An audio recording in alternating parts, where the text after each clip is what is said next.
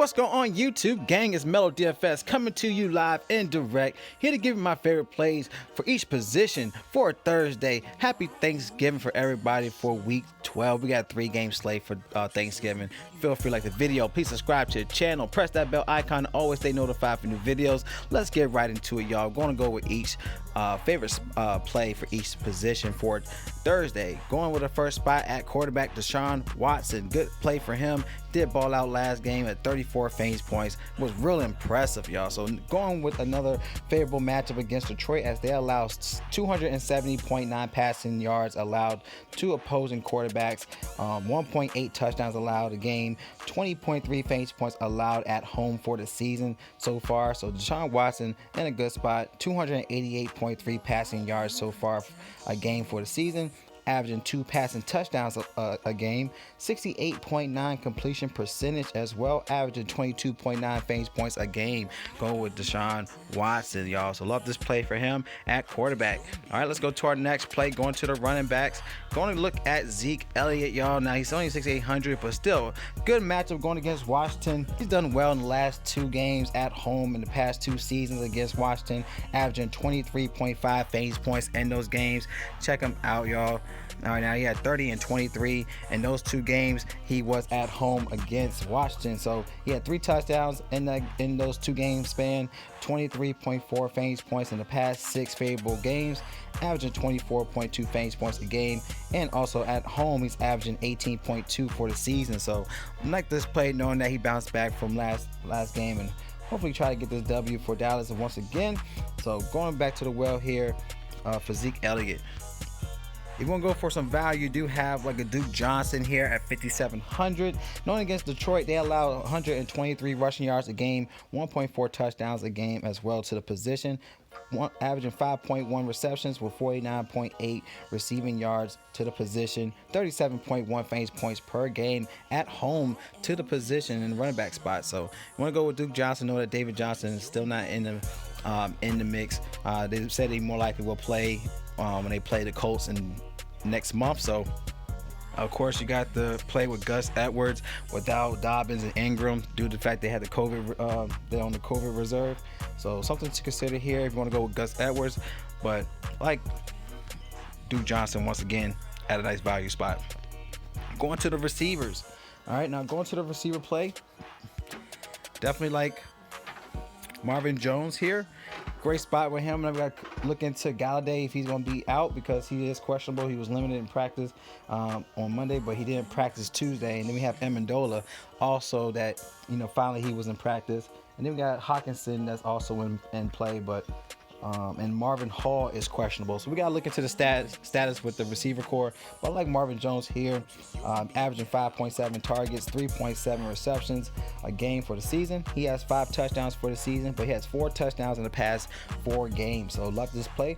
Averaging 14 fantasy points per game in the past 5 high-scoring games. They're looking at a 24.3 implied total for Detroit here, so something to consider, as Houston do allow 170.8 receiving yards to the position, 1.4 touchdowns allowed a game, with a 41.3 fantasy points per game to the position as well. So Marvin Jones is a great spot to consider for your play, and he's a good value spot as well. Another guy you also could consider is Steven Sims. He's only 3,200, but as you can see in the last 2 games, he had 10 fantasy points in the last 2 games, 3 targets last game. He had 6 targets in week 10. So something to consider if you want to go with Steven Sims at a nice valuable play.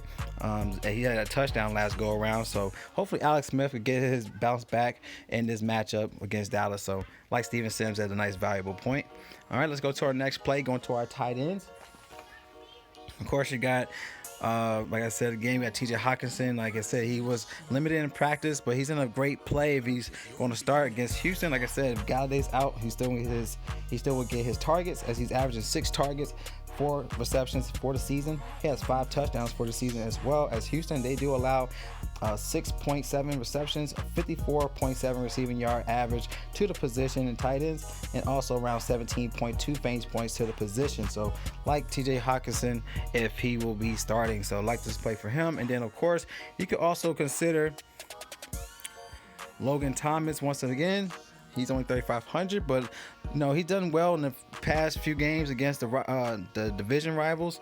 As you can see, he did have a play against the Giants. He had 13.2 against the Giants.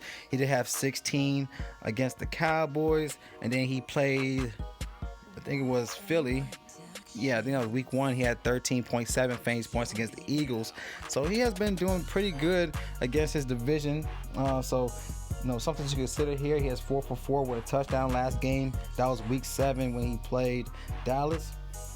So he's averaging 5.7 targets, 3 receptions for the season. So like this play in Dallas, they do allow 13.4 fantasy points per game at home for the season. So I want to go with Logan Thomas at a cheaper play, something to consider here at that spot. And if you want to go again with Dalton Schultz, that's something to consider. As you saw Dalton give him some looks last go around. He did have 6 targets for 13 fantasy points last go around with Dalton. So if you want to go with Dallas here with Dalton, I think it's a great value spot as well if you want to fade the Hawkinson play. All right, and let's go to our last play, going to defense. You got Steelers, you got the Washington football team as a great spot here against Dallas. But like Steelers, even though last go around when they played the Ravens, they still was impressive. Even though Baltimore scored 24 points, they still had 18 fantasy points in that game. They had 4 sacks, 2 interceptions, but they did have 2 fumbles in that game, and they're averaging 3.8 sacks a game, 1.5 interceptions, 17.4 points allowed a game, and 11 fantasy points per game for the defense for the season. So Steelers has been definitely dominant. Even though Pittsburgh has been scoring, they still done well on the defense side of things for Pittsburgh. So you want to go, those are 2 plays I like here on defense, is Washington and the Steelers here. Of course, you got Ravens, but I just like the upside for Steelers. But these are my plays, my favorite plays for each position. Y'all like the plays, give a thumbs up. Like I said, if you want access to my player pool, click the link in the description. Once you sign up, get access to the NFL cheat sheet, your sleepers, your studs. Also, click on the watch players, you get access to your player pool, and you'll see Watch Mel's DFS picks button up top, either Draftkings or FanDuel. So I love y'all. Y'all collect that bag. Happy Thanksgiving to everybody. It's Mel DFS, and y'all stay blessed. And I'll see y'all in the next video.